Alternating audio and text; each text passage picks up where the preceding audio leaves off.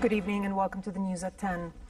His Majesty King Abdullah, the Supreme Commander of the Jordan Armed Forces Arab Army, checked on the various services provided by the Civil Defense Directorate (CDD) during a visit there. During a meeting with the CDD Director, Major General Mustafa Bazai'a, His Majesty underscored the need to sustain the Directorate's development and keeping it abreast of the latest in civil protection development. Bazai'a briefed King Abdullah on the CDD's ambitious development plans to further enhance its performance. The King, who expressed pride in the CDD's advanced level, also checked on the Directorate's latest advanced command and control vehicle that includes monitor screens and cameras for better field monitoring of major road accidents.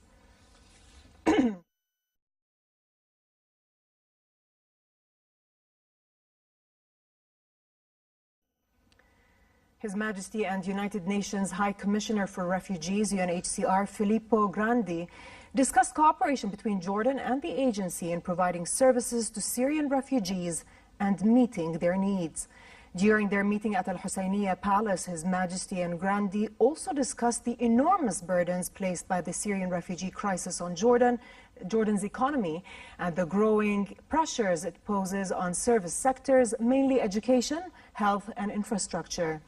His Majesty stressed the need for the international community to shoulder its responsibility toward refugee-hosting countries, foremost of which is Jordan, and urged more coordination between Jordan and the UNHCR to ensure that host communities receive the needed aid. Grandi, meanwhile, commended Jordan's key role in providing humanitarian and relief aid to refugees and stressed that the UN agency is keen to continue cooperating and coordinating with the kingdom.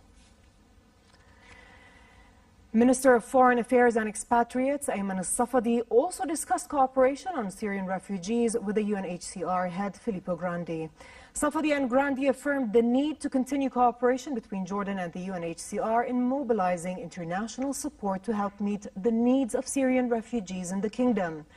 The foreign minister highlighted that the kingdom, which hosts 1.3 million Syrian refugees, has exceeded its capacity and is doing all it can to meet their needs. Safadi also warned against the negative repercussions of the decline of international support for refugees and pointed out that the kingdom encourages the voluntary return of Syrian refugees to their homeland.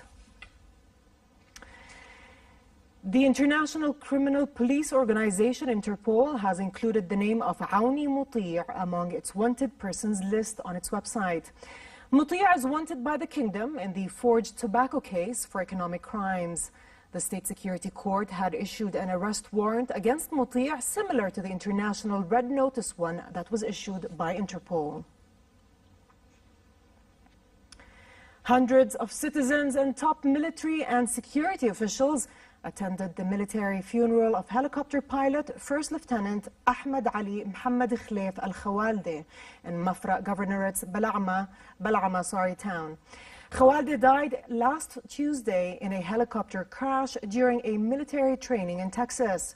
The coffin of Khawalde, draped in the Jordanian flag, was carried by comrade officers to his hometown cemetery following midday prayers in the town's mosque. Chairman of the Joint Chiefs of Staff, Lieutenant General Mahmoud Frihat, the Minister of Interior, and heads of security agencies placed wreaths of flowers on the martyr's tomb. The armed forces mourned the Al-Khawalde and extended its condolences to the family. Turkey warned that U.S. trade sanctions against its country could destabilize the Middle East and ultimately bolster regional terrorism and the refugee crisis. Speaking at a news conference in Paris, Turkish Finance Minister Berat al-Bayrak criticized U.S. sanctions against Ankara and highlighted his country's push for better ties with Europe amid a deepening rift with Washington. Turkey's standoff with the U.S. has put in jeopardy the Turkish lira, which is down about 40% this year. United Nations investigators have for the first time declared the violence against Rohingya Muslims in northern Myanmar to be a campaign of genocide. In a report, they said Myanmar's military carried out mass killings and gang rapes of Muslim Rohingya with genocidal intent And the commander-in-chief and 5 generals should be prosecuted for the gravest crimes under international law. They also called for the UN Security Council to set up an ad hoc tribunal to try suspects or refer them to the International Criminal Court in The Hague. In sports, Horacio Lorenz wrapped up victory in the Acro World Tour Finals with a brilliant display of paragliding in Switzerland. This was the 10th edition of the Acro show on the shores of Lake Geneva, and Lorenz managed to top the rankings ahead of France's Theo Deplique and Rafael Goberina from Brazil. Goberina finished second on the day ahead of Chile's Victor Carrera. Claire Marcrion won the women's stage.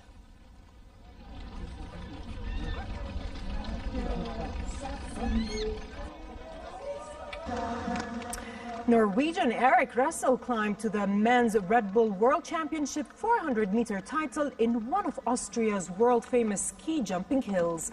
The 18-year-old completed the race in 3 minutes, 16.6 seconds, edging out Austria's Jakob Mayer and German athlete Anton Palzer. Defending champion Austrian Andrea Mayer finished over 30 seconds clear of the chasing pack in the women's category to grab victory ahead of Czech athlete Adela Stranska and Poland's Iwona Janusek, who were second and third respectively. Mayer won in 3 minutes, 56 seconds. And finally, the weather outlook.